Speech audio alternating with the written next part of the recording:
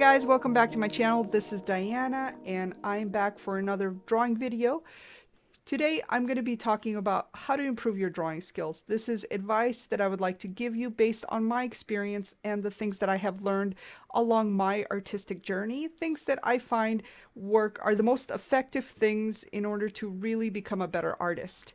And while I'm talking about that, I'm going to be showing you some time-lapse clips of some of the practice drawings that I do every single morning.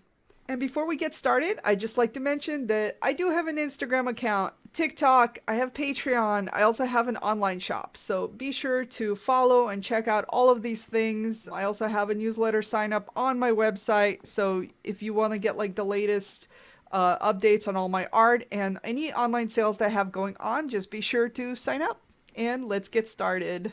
My number one thing that I think is like probably the most important thing in terms of trying to improve at any skill, anything that you want to get good at, is being consistent and doing that thing every single day. And I'm not even so much about how long you do it. Like, if you don't even have to do it for a long time that day, I just think it's more important to just make sure that you do it, even if it's only like 10 minutes a day.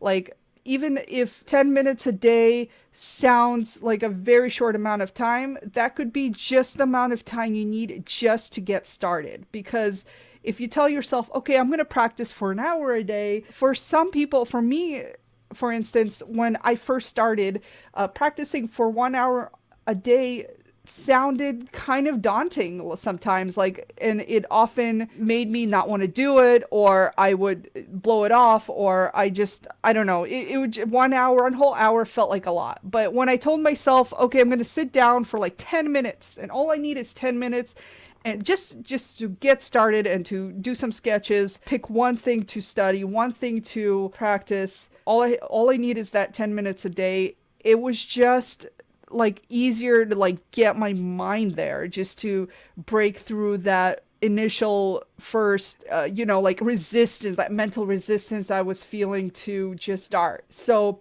I really think wherever you are, maybe for you can do a half hour, or maybe you can do an hour, but what's important, I think, is that you choose the duration of time that you can do and still stay with it, still be able to stick with it every single day. Something that is sustainable for you and realistic for you and your schedule and your time.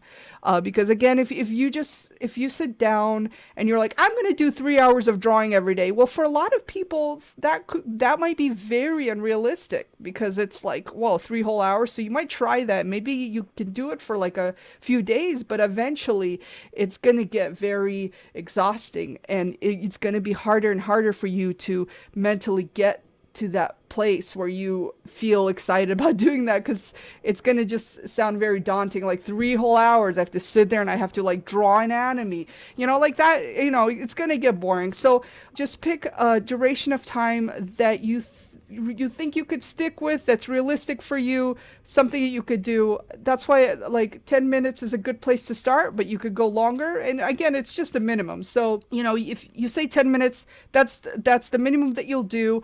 But you could always go more. If you, after 10 minutes, decide, hey, I can draw for another 20 minutes, you can. My second advice would be to do it in the mornings. Do it before you do anything else. You go through your day. If you're leaving this thing off till the last minute, or you're leaving it off till the end of the day at some point, a lot of things can happen during the day that could just throw you off. That maybe a lot of things happen and you just don't get to it, or you find ways to talk yourself out of it, and there's just more of a chance that you will blow it off at some point. You might be too tired. I mean, if you're working a full day shift and you finally sit down to rest, like the last thing you want to do is do more work. So doing it in the mornings before you do anything else is a good strategy. It's a strategy that I have found that really works for me, because again, it just like, it ensures that I get it done. and then I can go on my day knowing that I got it done. So I'm also in a much better mood because I already did that thing that was really important to me, so I don't have to worry about it anymore. I did that thing. It boosts my self-confidence and my self-esteem because I feel good. I feel good that I did it. I feel there's this sense of accomplishment. So I really recommend doing it early as you possibly can. My third advice would be to, when you're practicing, that you are actually studying what you're practicing, that you're not just copying something. Like, yeah, you could take a photograph and you can copy it, and you could do that a lot, and you can improve, and certainly you will see improvements over time. But I think what's even more valuable is if you actually take the time to really try to understand what you're looking at. So learning anatomy, learning how everything looks beneath the surface, under the skin. Like what are the actual structures of the body? Like how do you put them together? What it actually looks, what it actually does. Studying the body in such great detail. For instance, and again, I'm talking about figure drawing because primarily that's what I focus on, and that's usually what people are interested in learning to draw. So that's why I'm talking about the human body to learn. But you can apply this to pretty much anything. Is sitting down, get some anatomy references, anatomy books. There's so many out there, so many good ones. Get some art books with really good illustrations of anatomy and structure. Get some good quality diagrams. Learn about perspective, how perspective relates to drawing the human form. Learn about proportions, and you'll find that by studying these things and zeroing in on very specific aspects like that, you're just going to get so much more, and it's going to ingrain, all these ideas will become more ingrained, and it'll just really improve your drawing skills because you'll have a real understanding of drawing this way. Now, yes, you're drawing more realistically, and I think it's important, if you want to draw anything you want to draw, it's first important to know how things look realistic in real life, right? Because that's our basis for anything, is real life. So you draw from life, you understand how things in real life look, and then you could take those models and you can apply them to anything, and you can modify them and create your own style out of them. But I do think it's important to first understand that basis so that you can then take that and you can apply that to whatever it is that you want to do. So the way I would go about it is I would just take like one specific thing, like maybe I would take the head.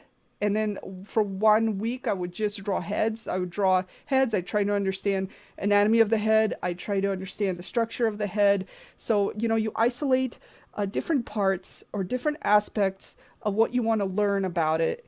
And you specifically just study those specific parts for a little while. And then you move on to the next thing once you start to gain a better understanding of it. And that's kind of how you do it. And then you could always go back to it. I do heads, then I do the torso, then I do the full body in terms of perspective. Then I go back to the head again. Then I do hands because I'm like, well, I'm not very good at drawing hands. I don't really understand hands. So let me sit down and actually figure out like what's the best way to approach drawing hands. Like what type of structure model can I use to really help understand hands and the different positions hands can take. So all of that does take a lot of patience. It takes a lot of attention and patience. So you really have to take your time with it. It's not something you can rush or you should rush. Just know when you're beginning your journey in learning to draw, it's going to take you years to really master things. It's not something that you're just going to know overnight. So, don't get discouraged if you start and your drawings are not like coming out great, because they're not going to be great at first if you're just starting out. And day to day, you're probably not going to see very drastic results. You're just not. But over time, as you look at your drawings, as you refer back to your older drawings, you're definitely going to see the difference. You're definitely going to see the results. but you just have to be patient with it and understand that it's something that is going to take time to learn and like get inside your head. Like even now, and I've been doing this for years, I'm still sitting down every day to practice because it's not something, you'll never get to a point where you're just going to be like, I think I'm good here. I think I know everything I need to know. There's always going to be room for improvement. You're always going to hit a level and you're always going to be like, now I want to get to that next level. Okay. So you want to acknowledge what you've accomplished and you want to be happy about the progress you have made. You absolutely should always do that. But at the same time, you're also going to be like, okay, now how can I push those skills a little bit more? What can I learn? Where do I feel is my weakest link so I can improve and push myself even more to improve more? I'm going to end it right here. Thank you everybody for tuning in and listening and watching this video. If you like my content, please be sure to subscribe to my channel, like and comment on my videos. The more people that do it, the better it is. The more people that will see my videos, and I'm trying to grow my channel, so the more you guys can help me out in that, the better. Thank you everyone, and I'll see you next time.